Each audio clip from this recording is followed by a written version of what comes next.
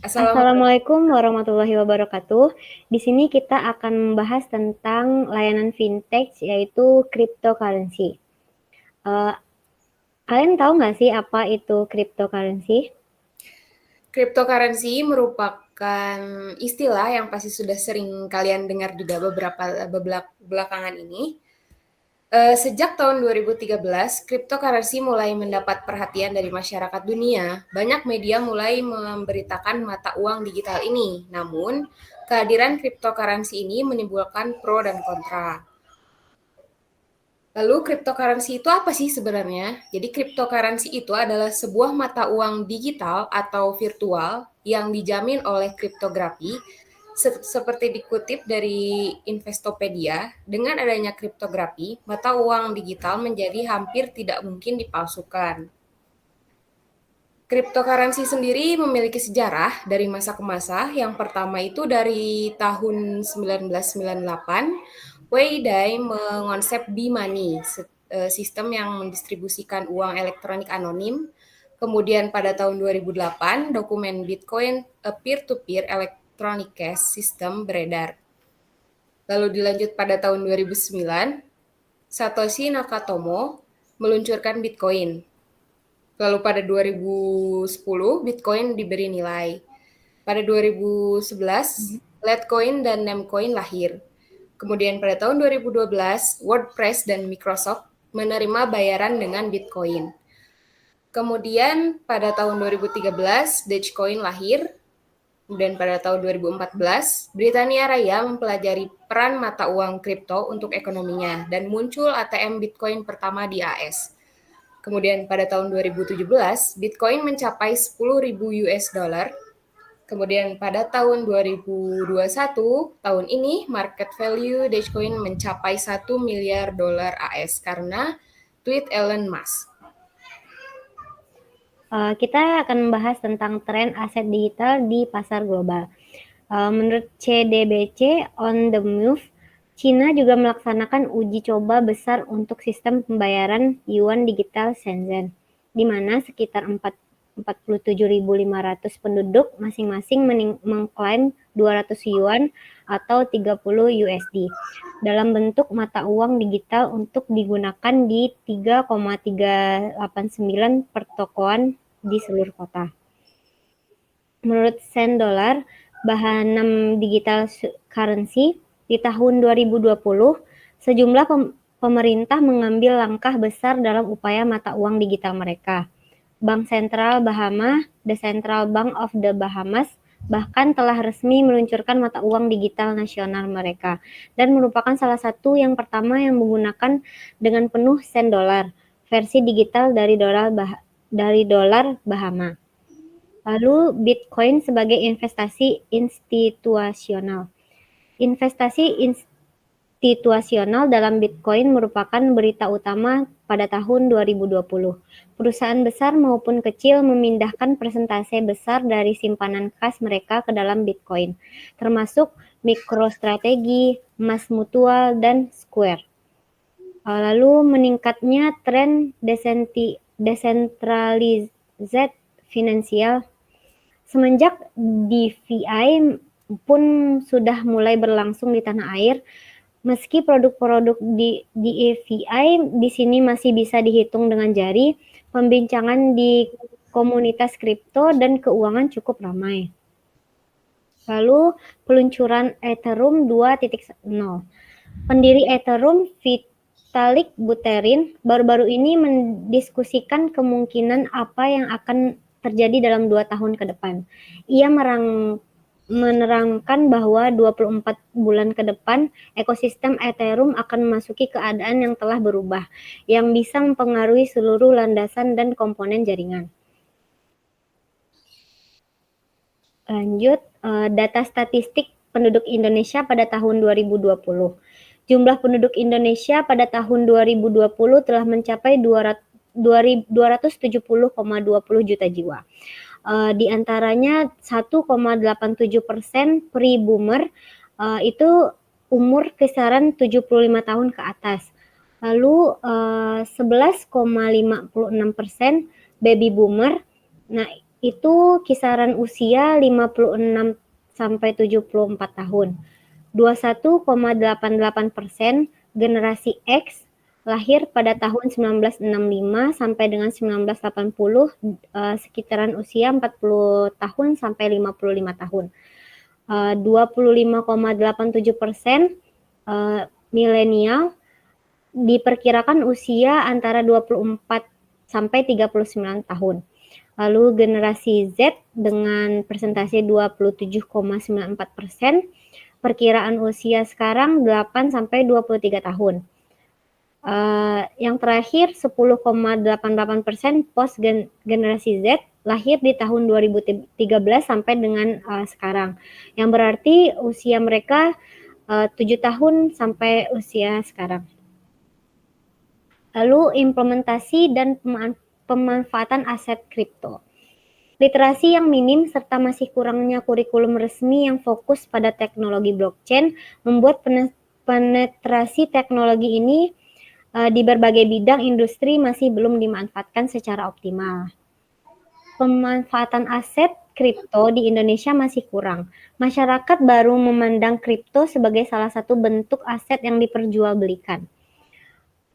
Sejatinya, aset kripto yang berbasis teknologi blockchain dapat diimplementasikan dalam berbagai bidang industri. Lalu, next, implementasi blockchain dalam bisnis. Blockchain didasarkan pada prinsip-prinsip disintermediasi, transparansi, efisiensi waktu dan biaya, integritas proses, dan keamanan. Dan inilah bagaimana bisnis mendapatkan manfaat dari prinsip-prinsip blockchain. Yang pertama itu real estate. Tidak ada perantara yang dapat mengurangi biaya, transparansi rekaman, dan pencegahan penipuan. Lalu prinsip kedua yaitu clarity, transparansi transaksi dan laporan keuangan yang dibagikan secara publik. Lalu yang ketiga, luxury, mengurangi resiko pencurian, perdagangan, dan penipuan. Lalu lindungi asalnya aset bernilai tinggi. Lalu Internet of Things, melindungi interaksi perangkat informasi dan mencegah serangan. Selanjutnya HR Management. HR Management mempercepat proses perekrutan, akses ke catatan pelatihan pekerjaan pendidikan kandidat yang diverifikasi, kontrak kerja yang cerdas, dan pembayaran yang terdesentralisasi. Selanjutnya, implementasi blockchain dalam bisnis yaitu governance, mengurangi korupsi di tingkat negara bagian, lebih banyak peluang bagi bisnis untuk mengelola aset, supply management dan retail, mencatat bukti kepemilikan dan jual kembali, transparansi dalam logistik, penyimpanan dan pelacakan waktu setiap tahap, meningkatkan kepercayaan dan bukti informasi. Selanjutnya, car leasing, mengurangi waktu untuk proses pengadaan, menyederhanakan proses leasing, blockchain sebagai fondasi untuk menyimpan aset secara pintar. Lalu education, mempercepat proses perekrutan, akses ke catatan pelatihan pekerjaan pendidikan kandidat yang diverifikasi, lalu kontrak kerja cerdas, dan pembayaran yang terdesentralisasi. Oke, langsung lanjut ke prediksi Bitcoin di tahun 2021. Masih ingat di tahun 2017 pada bahwa Bitcoin menyentuh harga $20, kemudian sempat drop ke harga 8.200 di awal 2018. Dan di tahun 2020 harga Bitcoin terus merangkak naik hingga menyentuh harga $39.000 atau setara 565 juta dan akan diprediksi terus naik pada tahun 2021 ini. Nah, menurut di sini sudah ada narasumber ya. Ada Ihsan Herdi dan Fernaldi Angga nih. Nah, menurut kalian yang sudah berkecimpung langsung, prediksi Bitcoin pada 2021 ini seperti apa sih? Silakan. Dari saya dulu mungkin ya, Boleh. Isan. Untuk perkiraan Bitcoin ya untuk 2021 ini, untuk peningkatannya mungkin fluktuatif ya, masih sama dengan tahun 2020 atau awal tahun 2021, di mana masih ada orang-orang yang memiliki power di dalam circle cryptocurrency ini seperti Elon Musk dan lain-lain. Mungkin untuk prediksi saya tahun 2021 akhir nanti mungkin nilainya akan naik lebih tinggi daripada beberapa bulan belakangan ini. Seperti itu. Mungkin akan menyentuh angka 40.000 US dollar, mungkin 50.000 US dollar. Gimana menurut Isan? Oke. Assalamualaikum warahmatullahi wabarakatuh. Waalaikumsalam warahmatullahi Selamat wabarakatuh. pagi teman-teman moderator serta Kak Angga nih yang udah lama main cryptocurrency ya. Iya, sudah cukup lama. Jadi tadi kan pertanyaannya kira-kira gimana prediksinya ya? Ya, prediksi. Oke, kalau dilihat dari prediksi kita balik ke tahun 2013 dulu nih, sekedar informasi aja ya. Balik ke tahun 2013, zaman dulu tuh di tahun 2013 orang tuh kayak masih nggak percaya nggak sih tentang cryptocurrency, tentang Bitcoin. Orang tuh punya negative thinking tentang cryptocurrency. Emang karena reputasi dari cryptocurrency sendiri juga digunakan untuk alat jual beli barang-barang ilegal. Salah satu itu kayak narkoba, seperti itu. Nah, malah tanpa disadari pada tahun 2017 seperti yang ditampilkan pada data ini, Bitcoin sempat menyentuh di angka 20.000. Nah, berarti kalau misalkan kita pikirin dari prediksi 2013 dulu kayak, wah, kayaknya nggak mungkin deh sih Bitcoin tuh bakal bisa sampai. Yang tadinya ya, pada tahun 2013 itu harganya masih ratusan rupiah, mungkin atau ribuan rupiah satu Bitcoinnya. Sekarang bisa ada di harga 8.200 di awal tahun 2012. Itu bisa setara 1 miliar rupiah kalau nggak salah ya. Yes. Nah, bayangin jika kalian membeli Bitcoin di tahun 2013 sebanyak 10 koin aja dengan harga belinya itu 10.000 rupiah. Dan di tahun 2018 itu dengan kalian bisa mendapatkan profit seharga 1 miliar rupiah. Itu kan merupakan harga yang fantastis ya. Baik lagi kalau misalkan dilihat dari prediksinya, ya mungkin pasti, sangat pasti bahwa Bitcoin akan menjadi salah satu mata uang cryptocurrency yang akan diakui oleh negara-negara lain. Nah, saat ini Bitcoin tuh ada yang sudah mengimplementasi di negaranya. Salah satu negaranya itu Cina kalau nggak salah. Jadi di setiap 7-Eleven di Cina atau di Amerika itu bisa pembayarannya menggunakan Bitcoin. Nah, Bitcoin sendiri ini kan salah satu jenis cryptocurrency ya. Ada juga cryptocurrency yang lain kayak Ethereum, Bitcoin dan sebagainya gitu.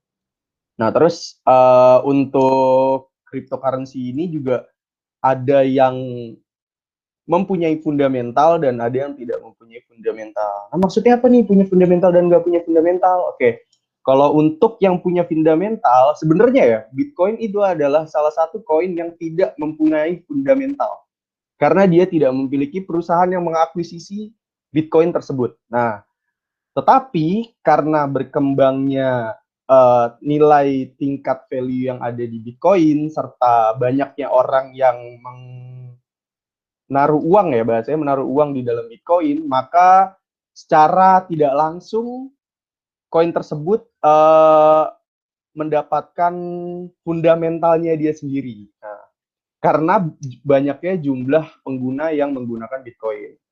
Nah, kalau yang fundamental benerannya apa? Salah satu koinnya yaitu BTT. Mungkin BTT itu dia dimiliki oleh salah satu perusahaan yaitu BitTorrent kalau kalian pada tahu. BitTorrent itu salah satu perusahaan di bidang torrent. Nah, dia itu membuat koin atau Binance. Binance itu salah satu platform untuk cryptocurrency juga dan membuat koin. Nah, itu adalah salah satu contoh-contoh Bitcoin yang memiliki fundamental. Nah, itu bedanya. Nah, terus kalau misalkan kalian ada yang tahu nggak tentang Dogecoin? Dogecoin? Mungkin ada yang tahu Dogecoin? Tadi juga Saya sempat tahu. sempat Untuk kalian berdua ada yang disebutkan tahu? ya, Kalau Dogecoin. Saya belum tahu. belum ngerti tentang Bitcoin. Nah, Kalau- Coba dikasih tahu Isan. Oke, Coba kalau dikasih tahu. Dogecoin itu sebenarnya apa ya? Koin yang tidak apa? Kalau bahasa anak-anak kripto tuh shitcoin. Maaf ya kalau misalkan ada apa namanya peribahasa yang lumayan kasar. Tapi itu sebenarnya shitcoin yang tidak memiliki fundamental sama sekali. Nah, kenapa tuh Dogecoin itu bisa sampai melambung tinggi? Atau bahasa anak-anak kriptonya itu to the moon. To the moon, Fly ya? to the moon. Fly Fly to to the the moon. moon, ya. Nah, karena salah satu tweet orang yang berpengaruh yaitu Elon Musk, kalau kalian tahu. Nah, Elon Musk itu pada SNL, waktu acara SNL di tahun 2020 akhir kalau nggak salah, dia itu sempat menotis Dogecoin tuh ada loh, dan dia itu memberitahu kalau misalkan Dogecoin itu adalah salah satu koin yang patut untuk dicoba seperti itu. Nah, secara nggak langsung itu membuat orang-orang juga kayak, wah, kalau Elon Musk aja main, berarti harganya bakal naik. Nah, sebelum naik, oke lah, saya masukkan beberapa uang saku saya yang tidak terpakai, saya masukkan ke dalam Dogecoin gitu. Tapi tanpa orang sadari, orang terus berpikir seperti itu dalam jangka waktu 6 bulan. Jadi setiap hari misalkan ada satu orang yang berpikiran seperti itu kan, semakin banyak orang yang menaruh uangnya ke Dogecoin. Nah, semakin banyak orang yang menaruh value di Dogecoin, semakin tinggi pula harga dari Dogecoin tersebut. Padahal sebenarnya Dogecoin juga tidak memiliki fundamental sama sekali. Jadi kalau misalkan bahasa anak-anak saham itu adalah saham gorengan lah ya. Cuman bisa digoreng sama satu orang terus harganya melambung tinggi ketika orang itu udah nggak ngegoreng lagi, jadi jatuh ya kan, to the earth bahasanya. Nah, seperti itu kurang lebih. Nah, kalau misalkan untuk prediksinya, saya jamin Bitcoin pasti akan akan dilegalkan di beberapa negara. Walaupun Cina kemarin sempat nge-ban dan harganya turun, tapi it's okay lah. Itu bukan hal yang pertama kali dilakukan oleh Cina. Seperti itu. Oke, terima kasih. Mungkin bisa lanjut slide. Nah, di sini ada prediksi Bitcoin pada tahun 2021 menurut Grayscale. Pada tahun 2021 akan memadai tahun penting lainnya untuk investasi aset digital karena modal institusional dan adopsi negara-negara yang mendorong langkah-langkah selanjutnya ke pasar bullish. Kemudian menurut JP Morgan, persaingan dengan emas dapat mendorong kapitalisasi pasar cryptocurrency melebihi 2,5 triliun dolar dalam jangka panjang, menyitrakan target harga teoritis sebesar 146 dolar Bitcoin.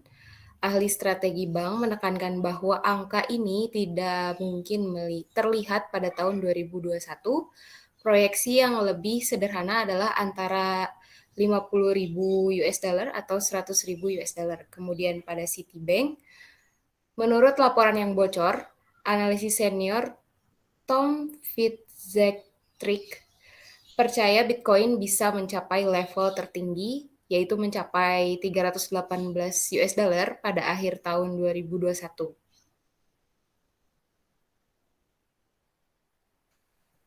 Oke, kemudian di sini ada prediksi Bitcoin pada tahun 2021. Di sini ada grafik, mungkin Ihsan atau Angga dapat menjelaskan? Berarti sama kayak yang saya tadi dan Angga bilang juga ya. Iya, Kalau iya. misalkan dilihat dari tahun-tahun sebelumnya 2013 itu masih kayak harga-harga receh lah ya Bitcoin tuh. Masih di harga-harga rupiahan, Rp1.000. Malah rumornya tuh sempat ada di harga Rp132 satu koin. Betul. Jadi kalau misalnya kita beli 1.000 koin kan kayak berapa banyak koin yang bisa kita beli gitu. Sedangkan kalau misalnya kita lihat di tahun pertengahan 2020 tuh ya, itu bisa ada di harga 500 juta rupiah. Iya, 450 sampai 500 juta 450 sampai rupiah 500 juta rupiah, benar. untuk dari pertengahan Benar. tahun 2020 sampai awal 2021. Nah, untuk awal 2021 ini melonjaknya sangat tinggi sekali, San. Sangat Gimana tinggi. pendapatnya? Sebelum Cina nge-ban ya. Nah, itu dia. Iya, Sebelum Cina betul. nge-ban. Jadi untuk teman-teman semua yang nonton, mungkin sedikit informasi kalau sebenarnya cryptocurrency ini tidak berbeda jauh sama saham. Ya, kalau saham kan bisa kita lihat fundamentalnya, laporan keuangannya berdasarkan dari kebijakan-kebijakan yang ada di negara mereka masing-masing, ya kan. Nah, kalau cryptocurrency salah satu Bitcoin kan dia yang buat koinnya aja nggak diketahuin siapa, itu pertama. Yang kedua, dia itu nggak diakuisisi oleh negara-negara yang ada. Jadi tuh dia bukan mata uang yang diakuisisi negara lain, jadi dia mata uang digital. Jadi ngambang aja di server, seperti itu bahasa kasarnya. Nah, jadi itu tuh yang mempengaruhi, apa sih yang mempengaruhi Bitcoin naik turunnya Bitcoin? Ya, yang pertama pasti dari jumlah pengguna Bitcoinnya. Kenapa sih Cina bisa bikin Bitcoin tuh jadi turun? Nah, karena alasannya adalah di Bitcoin itu kan bisa ada namanya tuh bahasanya menambang atau mining ya. Mining Bitcoin. Nah, di mining Bitcoin ini salah satu negara yang mempunyai miners terbanyak di cryptocurrency salah satu Bitcoin itu adalah Cina. Nah, Cina itu kalau diakumulasikan oleh seluruh pengguna cryptocurrency yang ada di seluruh dunia, Cina adalah nomor satu dengan persentase sebanyak 60% lebih pengguna cryptocurrency yang ada di Cina. Karena memang lumayan aktif miner-miner Cina juga. Jadi ketika Cina nge-ban Bitcoin, itu otomatis Bitcoin akan melonjak turun atau harganya menjadi tidak stabil seperti itu. Karena ya yang kita tahu harga salah satu koin terpengaruh karena harga jual beli koin tersebut juga. Kalau misalkan lebih banyak orang yang menjual daripada yang membeli, pasti harganya turun. Tapi sebaliknya kalau orang yang membeli lebih banyak, pasti harganya naik.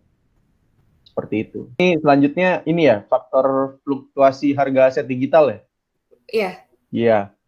Ya, memang sangat berpengaruh juga sih ya pandemi COVID ini terhadap semua perekonomian, nggak cuma cryptocurrency atau fintech-fintech lainnya.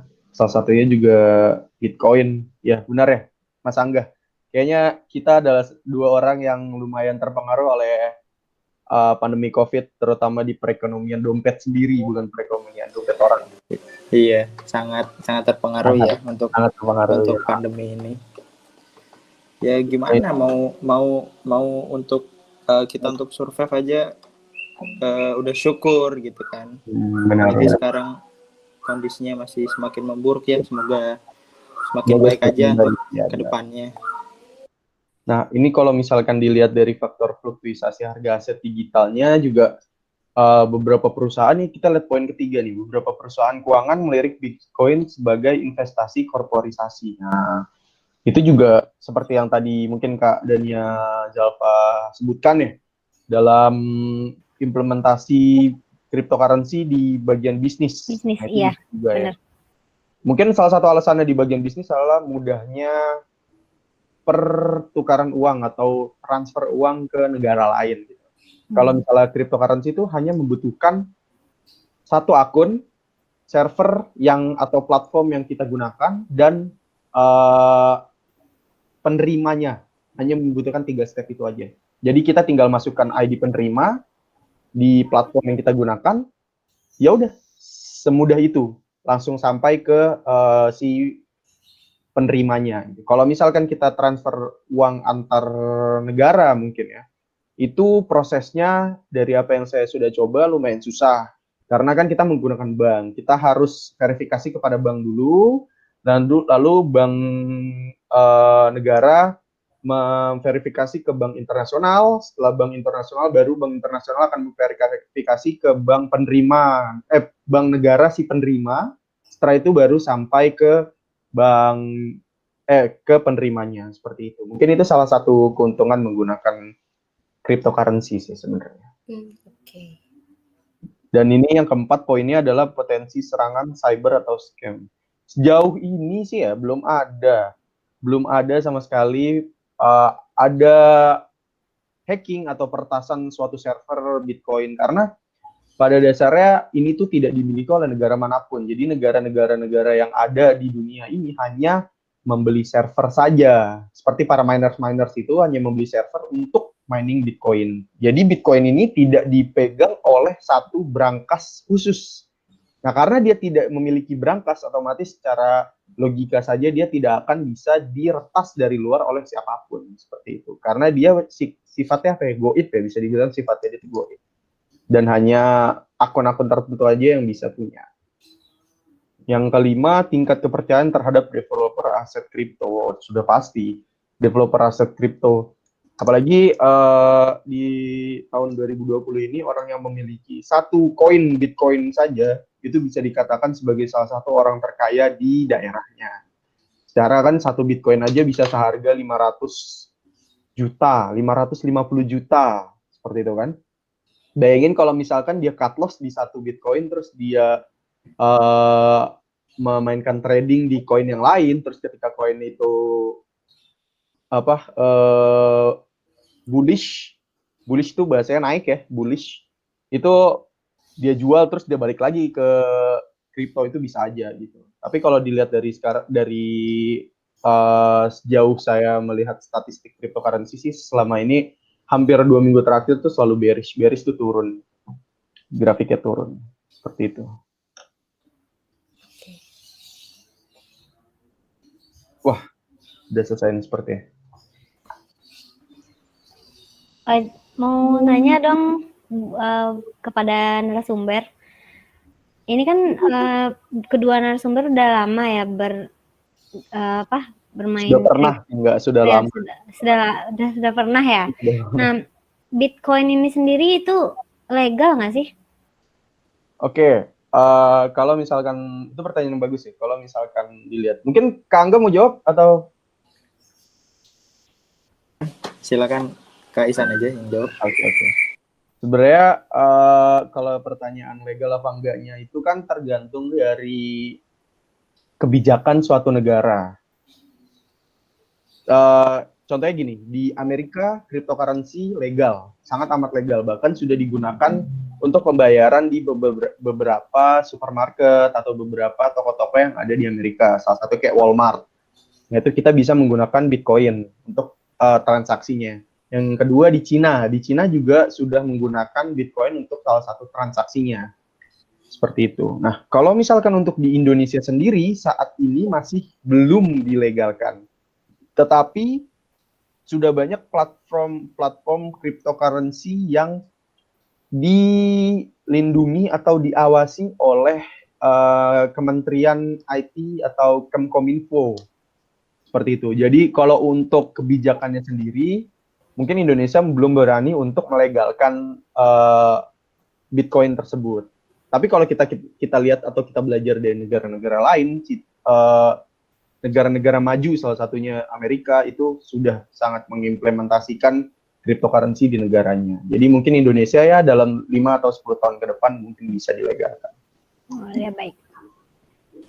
Oke, dari penjelasan narasumber nih, kan kalian udah bisa memperkirakan apa sih cryptocurrency, apa itu Bitcoin, apa itu mata uang goib itu. Nah, kalian berdua dan pendengar ini tertarik nggak sih berkecimpung dalam bidang ini gitu? Coba kalian. Saya mendengar penjelasan dari kalian sih cukup lumayan membuat tertarik ya, karena apa yang menguntungkan, siapa sih yang nggak tertarik gitu. Iya, Benar, itu baik. Pertama yang harus kalian mindset yang baik. Cuman kembali lagi untuk pemula jangan terlalu senang dulu karena ada yang namanya FOMO ya Kak Isan ya. FOMO. FOMO itu sebuah fobia yang dimana kita takut atas kehilangan. Jadi kalian nih yang baru saja ingin berkecimpung dalam bidang ini, sebenarnya kalian riset terlebih dahulu untuk indeks beberapa bulan ke depan atau beberapa bulan ke belakangan ini, agar kalian tidak tergoreng sendiri dari crypto coin ini gitu. Jadi saran saya untuk sebelum Benar. riset dulu. Oh, jadi ada trik-triknya gitu ya buat bermain kripto itu sendiri. Iya, betul. Oh, jadi buat Sri apakah ada yang mau ditanyain lagi buat sumber? Sepertinya cukup sih. Sangat jelas sekali ya tadi dijelasin tentang kripto Iya. apa, sejarah-sejarahnya. Iya, dari kita yang nggak tahu apa-apa tentang kripto, kita jadi banyak pelajaran dari podcast kali ini. Jika tidak ada pertanyaan, mungkin kita tutup podcast kita kali ini. Terima kasih kepada dua narasumber yang sangat banyak memberikan materi terhadap kripto itu sendiri. Nah, Terima kita kasih kembali jadi kepada para moderator. ya Terima kita kasih. banyak belajar juga tentang kripto itu sendiri. Nah, dan pemirsa yang menonton juga mungkin ada yang abis nonton ini tertarik, wah mau banyak belajar tentang kripto dan lain-lainnya. Nah, kita tutup aja kali ya, Sri ya. Ya boleh. Oke. Saya Sri Haryatini dan rekan saya Dania Zalfa serta narasumber Ihsan Herdi dan Fernaldi Angga. Berterima kasih. Wassalamualaikum warahmatullahi wabarakatuh. Waalaikumsalam warahmatullahi wabarakatuh. Terima kasih. Ya, terima kasih.